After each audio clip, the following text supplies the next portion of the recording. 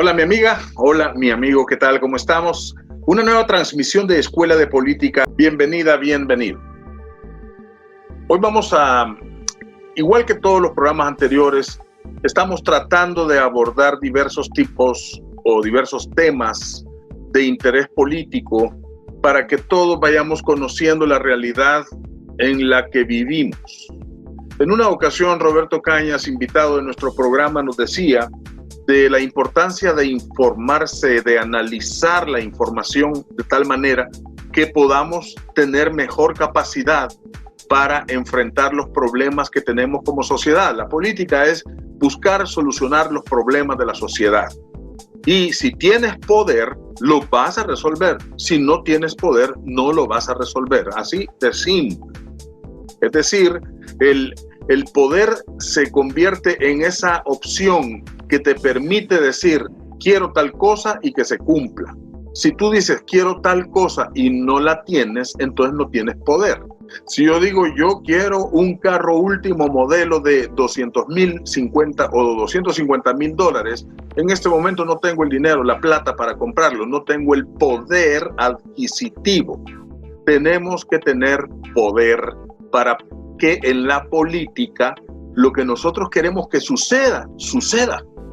Y si nosotros como ciudadanos creemos que un servicio es de mala calidad y queremos que ese servicio mejore, entonces tenemos que tener poder para que podamos hacer que ese servicio mejore. Entonces, un poco la idea de este programa es irte dando herramientas de pensamiento para ver de qué forma tú puedes llegar, o nosotros como ciudadanos podemos llegar a tener poder para poder resolver ciertos problemas. Y hoy vamos a hablar de un tema que es candente. Todo en la vida, todo está asociado. Tú no puedes decir que por ejemplo la economía del país no tiene que ver con la calidad de huevos que yo consumo en la casa. Está vinculado. El precio del huevo, la calidad del huevo, etcétera. Las capacidades de distribución del producto, o sea, todo está relacionado. Los medios de comunicación juegan un papel fundamental porque todo el mundo accede a los medios de comunicación. En este caso estamos utilizando la red social, que es un medio de comunicación. Pues bien, el tema del que vamos a hablar ahora con Roberto, y quiero hacer una pequeña reflexión antes de comenzar, es la educación. La educación está atravesando, de nuevo, una enorme crisis. Te voy a decir de qué manera se manifiesta esta crisis. Tú te acabas de graduar y no encuentras empleo en la carrera que decidiste. Tú eres abogada, abogado, y no hay dónde trabajar. Tú sacaste y estudiaste ingeniería en alimentos y no hay dónde trabajar, no hay una plaza para ti. Tú te acabas de graduar de licenciada en educación especial y no hay dónde ir a trabajar. Y así en otras y otras y otras carreras te vas a dar cuenta de que te gradúas y no encuentras empleo. Es decir, que la educación no está arrojando los resultados que la realidad necesita. La realidad necesita personas formadas, ya sea en economía, en sociología, en tecnología, etcétera, para resolver necesidades de la sociedad. Entonces tú estudias esas realidades y esos problemas, los estudias para poder luego volver y devolverle a la realidad soluciones, respuestas, avances, innovaciones, etcétera. Por eso la academia juega un papel importante porque permite que la sociedad evolucione. Pero cuando la educación se estanca, porque no hay investigación, porque la calidad académica y los servicios académicos que ofrecen institutos, colegios tecnológicos, universidades, etcétera, cuando no ofrecen personas con conocimiento de calidad, entonces la realidad se estanca porque no hay un nuevo pensamiento capaz de ir a enfrentar esa realidad para mejorarla y resolver los problemas que la sociedad nos plantea. Entonces, la educación juega un papel fundamental en la solución de problemas y por lo tanto, la educación es un eje fundamental en la lucha política. Si tú vas a la Asamblea Legislativa, quizás te vas a dar cuenta de que hay diputados que no saben ni siquiera leer, que les cuesta pronunciar un número que sea más de 2 cifras. Vemos la calidad de algunos alcaldes o alcaldesas, la calidad educativa, o sea, si no tienen formación educada, si no tienen conocimiento, no van a resolver los problemas que le plantea la sociedad a donde supuestamente tienen que ir a resolver. Entonces, la calidad de la educación es fundamental y es un tema 100% político también. Tenemos entonces un enfrentamiento actualmente entre 2 conceptos de educación. Fíjate que en casi todos los programas trato de establecer cuál es la contradicción que existe en el momento, porque toda la vida, todo el mundo siempre tiene conflicto. El conflicto actual de la educación es la educación de contenidos, así se conoce, educación de contenido, que es la que tú tienes, si yo quiero, por ejemplo, arreglar equipo electrónico o ser programador, entonces voy a ver introducción a la informática 1, introducción a la informática 2, ingeniería de sistema 1, historia de la tecnología, etcétera. Entonces van todos los contenidos, uno tras otro. Esa es la educación de contenidos a la que nosotros hemos estado acostumbrados y que al final te pasa un examen, una PAES, que por cierto siempre sale mal evaluado todo el país en términos generales, porque hay estudiantes brillantes que sacan buenísimas notas, pero el promedio de notas de la PAES demuestra un bajo nivel académico. ¿Por qué? Porque el conocimiento que nos han metido como que somos cuchumbos de conocimiento, consiste principalmente en memorizar, saber responder lo que nos dicen, porque el contenido que consultaron los maestros para darnos las clases están en un libro y nosotros tenemos que ir a leer los libros y aprendernos esos contenidos para sacar buenas notas. Esa es la educación por contenido. Y luego está la educación por competencia. La educación por competencia surge no de los libros, surge de la realidad. Es decir, ¿qué conocimientos necesita una sociedad para evolucionar hacia nuevos estadios? ¿Qué problemas tiene? Por ejemplo, te voy a mencionar un serio problema que tenemos en el país, es que no somos competitivos en agroindustria. Hay países que han logrado levantar sus economías porque tienen una fuerte agroindustria y ve a ver cuántos estudiantes de agroindustria existen. Sin embargo, en las redes sociales hay muchos contenidos que tú puedes absorber si sigues con disciplina los contenidos de la educación y puedes ir de un solo a resolver problemas de la sociedad, problemas de la economía, problemas de tu colonia, problemas de tu hogar, problemas psicológicos, salud mental, etcétera, sobre la base de los problemas. Entonces, estamos entrando en una nueva era de la educación donde los contenidos van a ser, o la competencia, más bien dicho, las necesidades son las que van a determinar los contenidos de la educación. Ese es el conflicto. En cuanto que la academia arroja personas formadas con libros, son inútiles a la hora de enfrentar la realidad, porque los maestros que están dando y repitiendo una y otro año los mismos contenidos, la realidad va moviéndose, la realidad se va moviendo y el conocimiento va quedando rezagado. El conocimiento entonces se estanca en la sociedad y enfrentados a eso estamos. Tenemos una enorme cantidad de problemas, pero no tenemos personas educadas para resolverlo, incluidos los políticos, las políticas, incluidos los funcionarios públicos.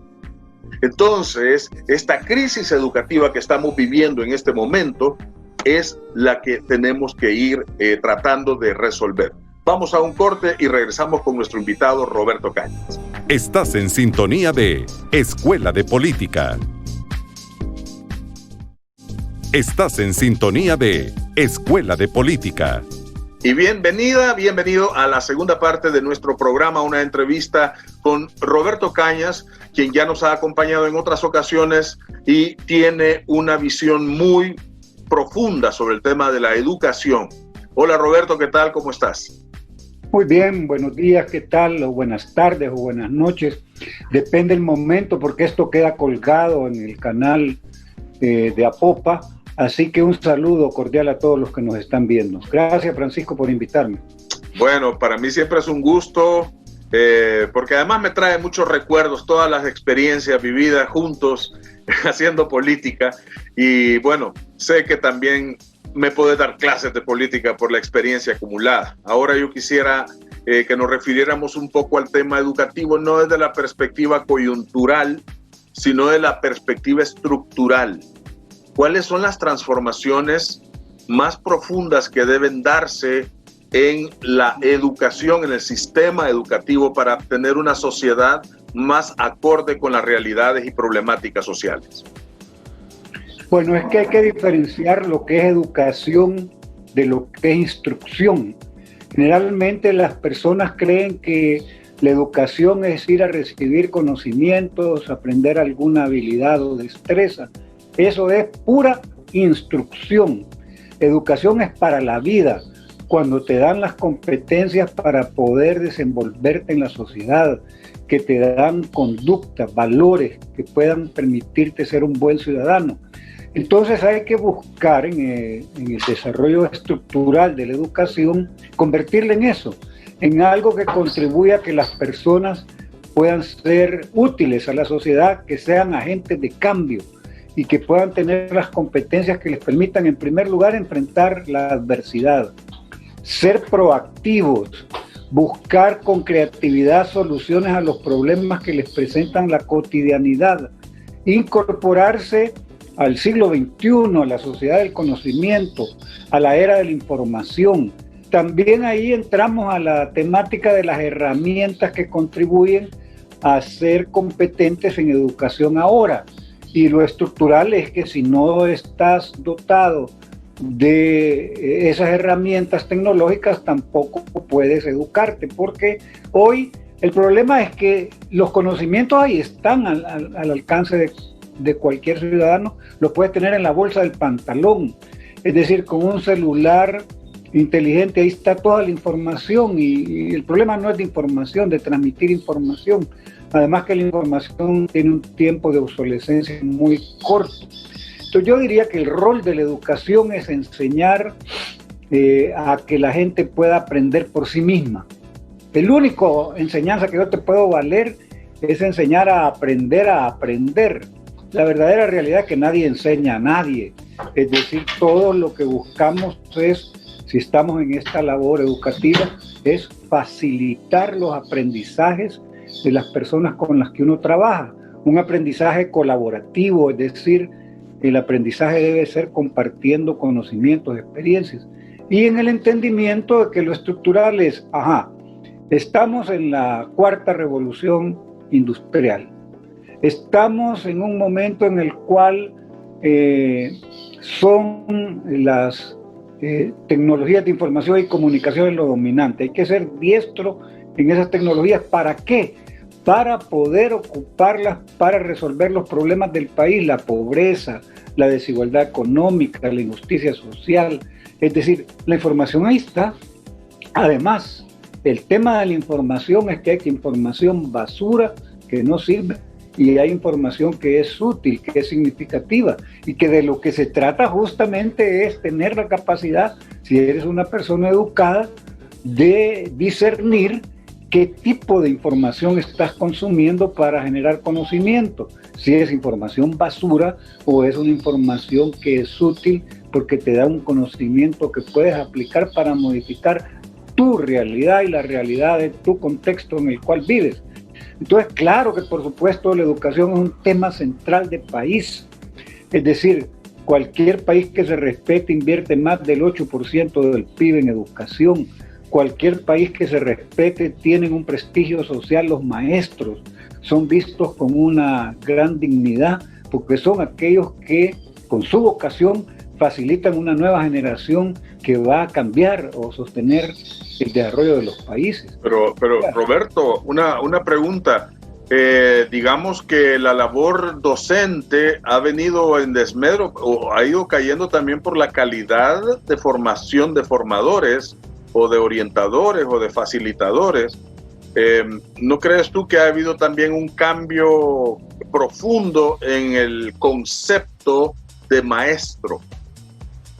Sí, bueno, eso tiene su origen en la privatización de la formación docente.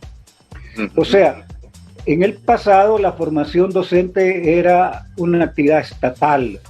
En Chile le llaman maestro de Estado o profesor de Estado. ¿Qué quiere decir? Que es el Estado, no el gobierno, el Estado el que te forma, el que te da las habilidades para desempeñarte como maestro. Entonces, cuando se cierra la normal, Alberto Maferrer, y las normales en general, se cierra la posibilidad de que el Estado se ocupe pues de la formación de los maestros, con un espíritu de cuerpo, con una idea que el maestro es un agente de cambio. Las instancias formadoras, las CIES que le llaman, las instancias de educación superior dedicadas a la formación de maestros, son empresas privadas, y la empresa privada funciona en un interés particular, que es el lucro. Nadie se mete a una formación particular sin buscar ingresos, pues sería absurdo, porque solamente que sea una institución de beneficencia busca hacer educación sin tener ingresos a cambio.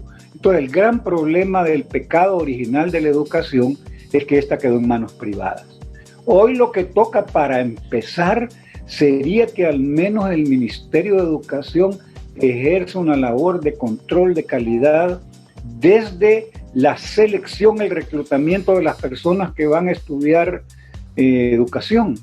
El gran problema en el país es que la vocación no se toma en cuenta, ni tampoco se crean condiciones para que el que aspire a ser un educador se sienta incentivado. Entonces, un primer paso estructural es dignificar la profesión de maestro a partir de la convocatoria a reclutamiento de personas que tengan vocación, pero que también se sientan motivados porque la posibilidad de un desarrollo personal y profesional de alguien que estudie pedagogía, o sea, un maestro, tenga retribución, pues. Entonces, hay que formar maestros además con visión territorial. No es lo mismo dar clases en Corinto o en Sociedad, allá en Morazán, que darlas en Soyapango o en San Salvador o en, qué sé yo, en San Fernando, en Chalatenango.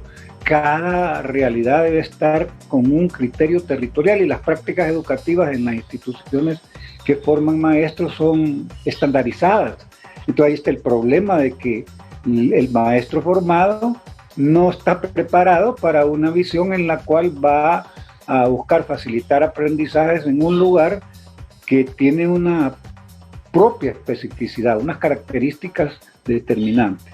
¿Y no te parece, Roberto, de que esta pandemia ha venido a obligar a utilizar las herramientas para la educación no presencial? Se puede convertir en una oportunidad para eso que estás hablando, de abandonar, digamos, el criterio empresarial de hacer negocio, de dar clases, tener determinada cantidad de alumnos que pagan tanto mensualmente, se le resta lo que se le paga el profesor y lo demás es ganancia neta, ¿verdad? Sino que pasar con estas tecnologías tenemos mayor alcance y podemos tener menos maestros, pero más alumnos conectados, aprendiendo de menos maestros. ¿No crees que esto puede suceder como un escenario a partir de la obligatoriedad de la pandemia de estar haciendo clases no presenciales? Sí, pero con una condición sine qua non. No puede haber educación en línea si no hay condiciones materiales para que ésta pueda darse. ¿Qué estoy queriendo decir con eso? Es decir, yo le puedo decir a un estudiante que pueda gestionar su propio aprendizaje si tiene una computadora, si tiene una computadora conectada a Internet, si tiene la cultura tecnológica para poder aprovechar la computadora y el Internet para aprender y ese aprendizaje sea significativo. Entonces, para empezar, hay una oportunidad que hay que crearle condiciones materiales. Por ejemplo, debería de haber un bono digital en el cual en la Asamblea Legislativa apruebe que cada estudiante que exprese su deseo de seguir dedicándose a aprender se pueda aspirar a que el Estado le dé un financiamiento para que compre su computadora y pueda pagar el Internet, que estamos hablando de una computadora vale ¿qué? $600, hay de 400, no sé cuál pueda poder comprar, pero además hay que pagar $60 de mensuales de los datos de Internet.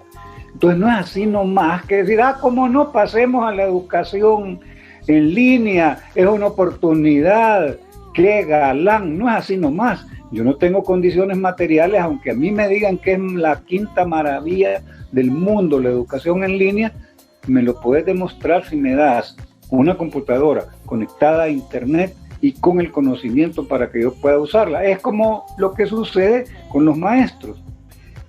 A los maestros les puedes enseñar Google Classroom, que es una herramienta tecnológica. Es como que si ya le enseñaste a manejar a alguien. Vamos a usar la figura del carro. Le enseña Google Classroom, sabe manejar un carro, pero no tiene carro. Entonces hay que comprarle la computadora para que sepa manejar y tenga el carro que va a manejar. Pero además hay que echarle gasolina al carro. Eso significa que hay que tener datos, hay que tener un contrato en Internet para poder conectarte. Entonces, ya sabes manejar, tenés conocimientos de Google Classroom, ya sabes tener carro porque te dieron una computadora y ya lo podés usar porque tenés datos. Ajá. Y lo otro es para dónde lo vas a llevar. Y eso significa la parte didáctica. Porque yo puedo tener Google Classroom y eso no significa nada. Le voy a poner un PowerPoint ahí y voy a estar hablando una hora en la cual a los 10 minutos los estudiantes van a estar consultando el teléfono celular y yo hablando y hablando como estoy hablando aquí, creyendo que todos me están escuchando. Entonces yo creo que la cosa no es tan simple. Por supuesto que sí, el futuro está en la educación en línea, en el aprendizaje autogestionado. Ya no necesito yo una cosa sincrónica que como la que estamos haciendo en este momento, sino como va a quedar ahí en el canal Podemos de Apopa, totalmente sincrónica. Aquel que le dé la gana porque se queda desvelado hasta la 1 de la mañana, ahí puede ver a Francisco en el programa de Apopa tranquilo. Y aquel que se levanta temprano porque a las 5 de la mañana le gusta, funciona también. Así es la educación, así debería de ser, totalmente sincrónica. Y hay una cosa que no se puede sustituir, es el vínculo del factor humano de la relación docente-estudiante, que es lo que da la escuela, pues, el aula. Es decir, no se puede sustituir totalmente tampoco. Es decir, el maestro es aquel que gestiona, facilita el aprendizaje, es un mediador. Esa mediación no la puedes obviar, porque en esa mediación se pueden modelar comportamientos, se puede ayudar a resolver dudas y se puede plantear visión de futuro. Pues yo diría que no es simplemente, dejemos la educación presencial, pasemos a la modalidad en línea. Es híbrida. Híbrida quiere decir una combinatoria de educación, cuestión que ya estamos hablando, cuestiones complicadas porque plantea la apertura de clase. Y aquí te voy a dar una cuestión que nadie habla, pero que es fundamental. ¿Cuándo se van a abrir las clases? Mi valoración es que terminamos el año escolar 2020 en la casa, la escuela en la casa. Eso nadie lo dice porque a nivel de los colegios privados eso significa que nadie va a pagar las cuotas y entonces es poner en quiebra a todo el sistema escolar privado.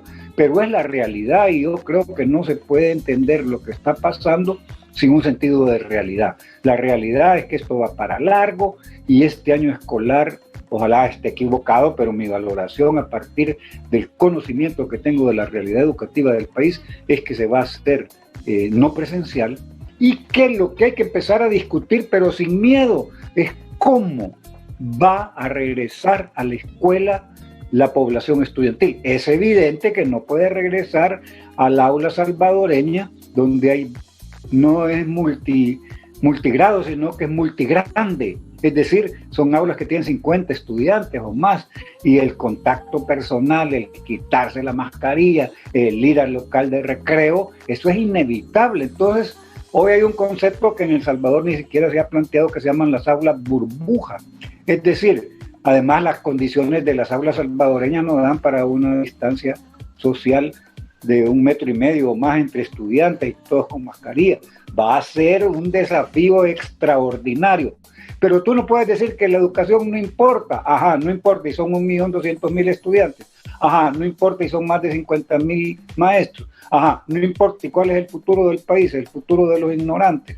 Es el futuro de personas que tienen conocimientos y los aplican para cambiar la realidad. Entonces, por supuesto que es importante la educación.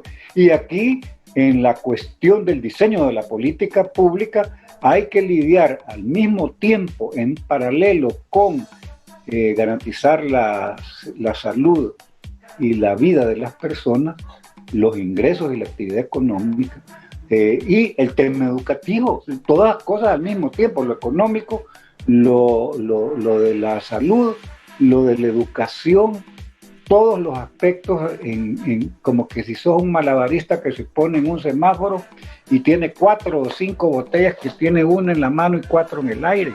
Bueno. Eso es lo que hay que plantear. Ok, Roberto. Sí podemos. Lamentablemente vamos a tener que terminar por cuestiones de tiempo y vamos a dejar en el tintero esos temas fuertes de educación, porque es un tema demasiado grande para agotarlo en 15 minutos. Así es que espero que nos concedas luego otras entrevistas para platicar de esos temas. Palabras finales, Roberto. Cómo no, sí podemos. Seguramente en las próximas semanas vamos a tener oportunidad de platicar, de hacer un diálogo con los apopenses, de tal manera que esta nueva forma de comunicarnos les contribuya a que estén informados, se apropien su propia opinión y puedan ser agentes de cambio, de transformar la realidad del país. Muchas gracias, Francisco. Bueno, ok. Bueno, buena idea que podamos meter aquí en este salón virtual a unas 2 o 3 personas más para hablar del tema. Bueno, gracias por habernos acompañado. Esto fue Escuela de Política. Nos vemos en el próximo. Este fue su programa, Escuela de Política, para que el poder ciudadano crezca y logremos mejorar la vida de nuestra gente. Solo aquí, en Podemos TV.